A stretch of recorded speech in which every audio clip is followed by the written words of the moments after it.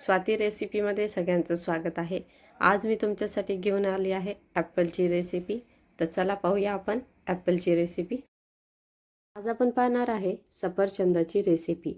सफरचंद हे आरोग्यासाठी खूप फायदेशीर असतं आणि आपल्या स्किनसाठी त्यानंतर आपल्या शरीरासाठी खूप असं पौष्टिक आहे। त्याबद्दल मी तुम्हाला आज एक रेसिपी दाखवणार आहे।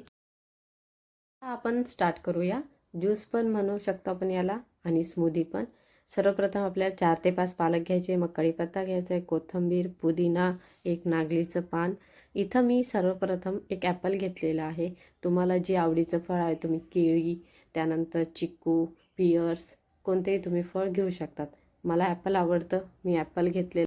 आता आपल्या ज्यूसला थोडी चव येण्यासाठी आपण मीठ, काळी मिरी पावडर, दालचिनीचा एक तुकडा आणि लिंबूचा रस काढून घ्यायचा आहे आणि तो आपल्याला ज्यूसमध्ये मिक्स करायचा आहे आणि थोडंसं पाणी घ्यायचं आहे।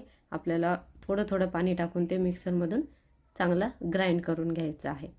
तर चला आता मिक्सरमध्ये आपण नागलीचं पान, पालक, पुदिना, त्यानंतर कोथिंबीर, कढीपत्ता, याचा आपल्या केसांसाठी पण चांगलं बेनिफिट आहे।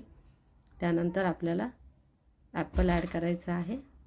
सफरचंद हे असं फळ आहे जे आरोग्यासाठी खूप लाभदायक आहे आणि इंग्रजीत एक म्हण पण आहे, an apple keeps doctor away. तर आपल्याला आता ज्यूसमध्ये थोडंसं मीठ चवीनुसार टाकायचं आहे। त्यानंतर दालचिनीचा एक तुकडा, त्यानंतर काळी मिरी पावडर, त्यानंतर लिंबूचा रस आणि आपल्याला हे मिक्सरमधून चांगलं बारीक करून घ्यायचं आहे थोडंसं पाणी टाकून। आता आपण मिक्सरमध्ये चांगल्या प्रकारे बारीक करून घ्या। खूप टेस्टी आणि खूप मस्त लागते स्मूदी। आपली स्मूदी बनून झालेली आहे आणि आपल्याला ही एक एक सिप वाईज प्यायचं आहे।